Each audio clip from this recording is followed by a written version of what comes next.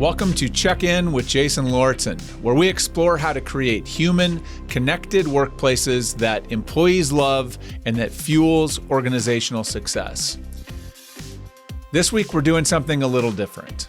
This week and next week's episodes will be solo episodes where I'm going to share some tips and some advice with you for how you can be actively creating a more connected human experience for your team or for your organization. As you know, normally I invite a guest on here to talk about their work, and we kind of dive in and explore that for learnings and inspiration. But based on the conversations I've been having lately and some of what I have been observing about what's happening broadly, it felt like good timing to sit down and bring you this content, because I think what I'm going to share with you today is perhaps some of the most powerful insights or advice I have to offer you if you want to really connect with your people. And so in today's episode, what I'm going to share with you are the 5 best check-in questions for leaders. Now, if you've been following my work for any length of time, you know that check-ins are kind of a big deal to me. I talk about check-ins a lot. And so today we're going to talk about 5 questions for 5 different types of check-ins that you can have as a leader. But before we get into that, I need to remind you, if you haven't heard me talk about how to have an effective check-in conversation, that there are 4 steps.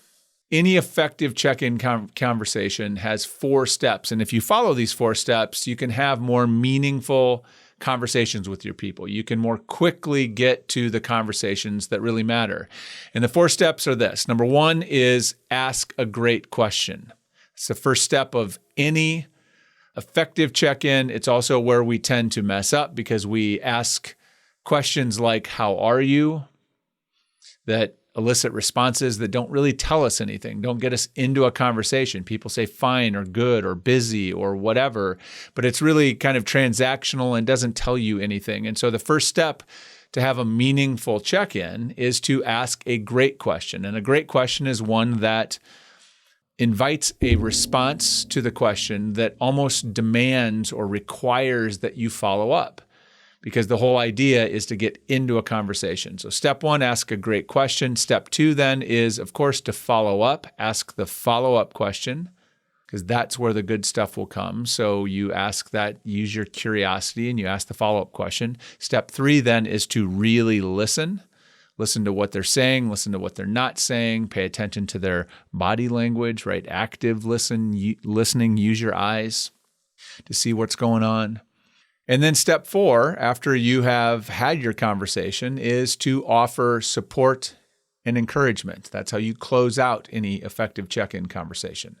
So 4 simple steps to guarantee that any check-in conversation you have, whether it's with your direct reports or if you're having a check-in with somebody in your personal life, your kids or your spouse or your friend, that it will have an impact, right? That you'll have a conversation that matters. So let's get into what I want to share with you today are 5 questions, 5 great questions that will help you have some different kinds of check-ins. And each one of these kinds of check-ins is important, particularly important as a leader in the work context, as a manager of people. And each of them are a little bit unique. They're a little different, and they'll help you, where you apply them depends on the kind of conversation that you need to have with people on that day. So the first question is kind of the universal Swiss Army knife check-in question that can be used in one-on-one conversations with your people at work. It can be used in almost any context with almost anybody. And it is this. It's taking that question I said earlier, this question that we generally use that isn't a great question, how are you? And turning it into a great question by saying, how are you on a scale from 1 to 10? 10 being couldn't be better, 1 being couldn't be worse. Slight change, but by adding that 1 to 10 scale, it becomes a great question, because now when they answer the question, they give you some information that you can then follow up on, that you can ask the follow-up question about. So if they, say that they're a 7, you say, wow, that's great. Sounds pretty good. I mean, tell me about what's going on. So 7 sounds like there's more good than bad. What has been going well lately? And then they will start telling you what's going well lately or what they're feeling good about, what's on the positive side of the ledger. And then you can ask, another follow-up question, which might be, well, you're at a 7. What would move you up to a 9? Or what's the sort of the gap or what's missing between a 7 and being at a 9 or a 10? And then they'll tell you the things maybe that they're struggling with, or the things that maybe aren't going as well, or the things that they're not as happy about. And you get some really interesting information. And so that 1 to 10 scale really takes this otherwise bad question and turns it into a great question, because it gives you access to have a really meaningful conversation where you kind of cut to the things that actually matter. So when you ask that question, if somebody says they're a 9 or a 10, right? Obviously, their things are probably going fairly well. You ask them what's going well. That's an opportunity to learn about them, to celebrate whatever's going well. If they're at a 2 or a 3, that's a cry for help. They're clearly struggling. And if they're telling you that they're at a 2 or a 3, that's a sort of an invitation for you to step into that with them and ask them about it, and to have a conversation to see, what kind of support maybe you can offer or provide to them. So question number 1, how are you on a scale from 1 to 10, right? That is the universal check-in question. And like I said, you can use that at work, in your personal life, kind of everywhere. That works with virtually anyone. The second question, and this is another great question, but it's for a very different kind of context. This is a great check-in question to use at the beginning of a more formal one-on-one conversation, or maybe it's a more formal sit down to talk about performance, or to sit down to talk about development. Doesn't matter, but this is a little bit more of a formal question to ensure that in that conversation that you're about to have, that you make sure you talk about the things that need to be talked about. And so the question is, what's the most important thing we need to talk about today? I recommend that this is the first question of any one-on-one conversation that a manager or leader has with their people. When I started using this question many, many years ago, what I found was it really improved the quality of the one-on-one meetings I was having with people, because oftentimes, both of us had a list of things that, we would have kind of gone through and updated each other about, the typical one-on-one. And maybe we would have never even gotten to the thing that really needed to be talked about. And then what happens is at the very end of the meeting, when you're out of time, one of you, either the employee or you as the manager, would be like, well, I really needed to talk to you about this, or this is something we need to talk about. Or the employee would say, well, by the way, one of the things I was hoping we could talk about today is I got a call from a recruiter and I'm really, conflicted over what I should do about it, right? Whoa, wait a minute. Or they'll give you an update about something that's going on, like, hey, I just want to let you know that my wife got diagnosed with cancer.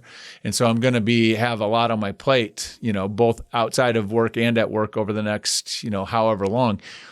You don't want that to be the last thing, right? If there's something like that needs to be talked about, it needs to be first. And so when you say, what's the most important thing we need to talk about? And if both of you know that's coming, so the employee knows that question's going to be asked and you know that that's going to be where you're going to start, then both of you might come in and you both might have the same thing or different things that need to be talked about. And you might spend your entire time together talking about that. And guess what? That's okay, because that is the conversation that matters that day. So that's question number 2. Question number 3 is sort of gets at one of the most important drivers of employee engagement and performance, and that is recognition and appreciation. We know that, we have decades of data that tells us that employees, in order to be fully engaged and to be giving their best, need to feel appreciated for their contribution. They need to feel valued at work. And so this question was one that was inspired for me by the book, How Full Is Your Bucket? If you have not read that, it's a really great book on this topic. It was written 21 or so years ago by some of the folks at the Gallup organization based on some of the data they were seeing in all of the employee engagement data that they collect from employees, and that they saw this big gap that employees were feeling very underappreciated, underrecognized at work. And so one of the tools that they have in the book is an appreciation kind of questionnaire, sort of or a recognition questionnaire that you can use with your team, or you can use with individual folks on your team. And it had a lot of interesting questions to kind of help you as a leader understand the individual preferences from each employee, because not everyone wants to be recognized the same way. Not everybody feels appreciated in the same way. And so it helps you get at that. I always loved that. But now I have distilled it into, there's one question that you can use kind of on a periodic basis. In addition to that, I would highly recommend using that approach. But if you want to check in with people occasionally to just see where they're at and try to identify if there's any gaps around how they're feeling, if they're feeling underappreciated or valued, here's this question. So question number 3 is, on a scale from 1 to 10, how appreciated do you feel for your contribution at work? On a scale from 1 to 10, 10 being the highest, 1 being the lowest, how appreciated do you feel for your contributions at work? Now, this is a pretty meaty question, and it might take them a minute to think about this. They might say, 8 or 9, that'd be great. That would be great. I think more likely you're going to hear a number that's lower on the spectrum. And then this is where you channel your curiosity. Once they give you a number, just say, hey, tell me more about that. Or, help me understand what makes you feel appreciated. What kind, where do you feel like you have contributions that maybe are being overlooked or undervalued or underappreciated, right? You get into some really incredible conversation there that will help you as a leader then make some adjustments, make some calibrations to ensure that going forward, that you're not missing things, that you don't have blind spots. And so this is a really important conversation to have. You don't need to have this one every month, but it's something I would do with each team member if I were you once or twice a year, just to see how they're doing. Because it's very easy for us, particularly as busy as it is and as much chaos as we have going on around us in the broader world and often at work, it's easy to overlook making sure people feel appreciated and recognized. So this is an opportunity for you to check in and then make adjustments. Number 4 is a question about career development. There's all kinds of conversations we can have about career development. We know that career development is incredibly important to retaining and engaging talent, particularly early career talent. What is more important than my opportunity to learn and grow? And we also know that, depending on your background, depending on your past experience, depending on your age, your expectations of career growth can be really different. Generationally, we see differences in terms of our, how impatient we are about career growth. And we need to be able to respond to that and manage that as leaders. And so this question is one that helps you do that. So question number 4 is, how would you rate your career growth over the past year on a scale from 1 to 10? 10 being it was perfect, exactly what I expected. 1 being wasn't anywhere close to what I had expected or hoped for. Now, you might feel a little bit of angst about asking that question, right? Because what if they say 1? What if they say 2? What if they are unhappy with their career growth? Well, whether you know about it or not, that is how they feel. Like their perception is their reality. And so not knowing just means you cannot do anything about it. You cannot engage them in a conversation about it. And so asking this question allows you to peek in and sort of see what's going on. How are they feeling about career growth? If it's going great, that's great. Then you ask some follow-up questions about what feels good to you, what has felt helpful, where do you see progress, right? To really understand the things that are most meaningful to them. And you'll be able to kind of dial into the things that are really speaking to them or that seem to be having impact. If it's on the lower end of the scale, then you can ask, well, talk to me about that. What were you hoping was going to happen this year? Where are we not making progress that you would like to be making more progress? What kinds of things would you like to see more of? What kinds of opportunities would you be interested in? And you can have that conversation to unpack it. And so this is a really powerful question to dig into sort of where they're at relative to their developmental expectations and their developmental goals, so that you can, do one of two things. You can either respond, maybe they aren't getting the opportunities they should be, and you can fix that. That could be something that you could create for them or help them connect to. Or maybe they have some unrealistic expectations about what's coming their way or how fast it should be coming their way. And you can have a conversation about that and managing that. But don't be afraid of the conversation, because it's better to have the conversation and engage them in that conversation, because perhaps you can do something, versus not engaging them and then having them leave you over some assumption that maybe they made that you just never knew about and weren't able to manage. And then the fifth question is one of my favorites. And this question, I would say, is one that it's actually a series of questions, and it's where you use it and how you use it is important. This one I call the 3H check-in. And the 3 H's are the way it's 3 questions. And basically it's how's your head, how's your heart, how's your health? So it's a sort of a well-being check-in, 3H check-in. And this one is one, certainly you have to pick and choose your spots when you use it. If you have a pretty close-knit group that you work with, they know each other pretty well, have been together for a while, you have some baseline of trust, then this is a really great question, like at the beginning of the week when you're doing a team huddle or a team meeting, to kind of see where everybody's at heading into the week. How's your head? Head is about kind of, are you challenged? What are you thinking about, right? Do you have things you're trying to puzzle out? How's your heart is really about, and how's your head is mental health as well. How's your heart is really kind of emotional well-being. Where are you at? How are you feeling emotionally? Are you conflicted? Do you have things going on that would be helpful to share, or just to let people know kind of where your baseline is? And then how's your health is a check-in just broadly on how are you feeling? Is there anything going on that is affecting your energy or your ability to show up?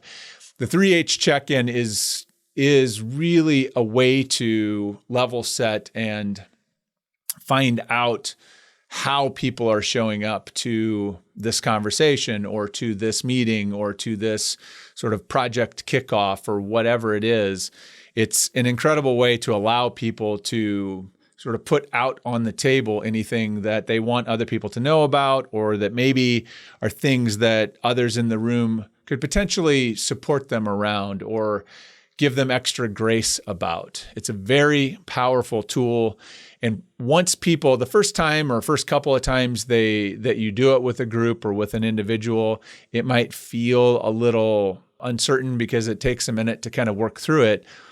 The thing is not to get hung up in the difference between head and heart and health, because sometimes, a lot of times somebody will say, well, my head and my heart are very intertwined today because here's what's going on, or they're very interconnected. Or sometimes it's like my head's great because I've got this great project and I've been doing this, or I've been reading about some really interesting things, and I'm just like, my brain's on fire and I feel very stimulated, but my heart is very conflicted because my dog has been sick and I'm really worried. And so that's how it works out.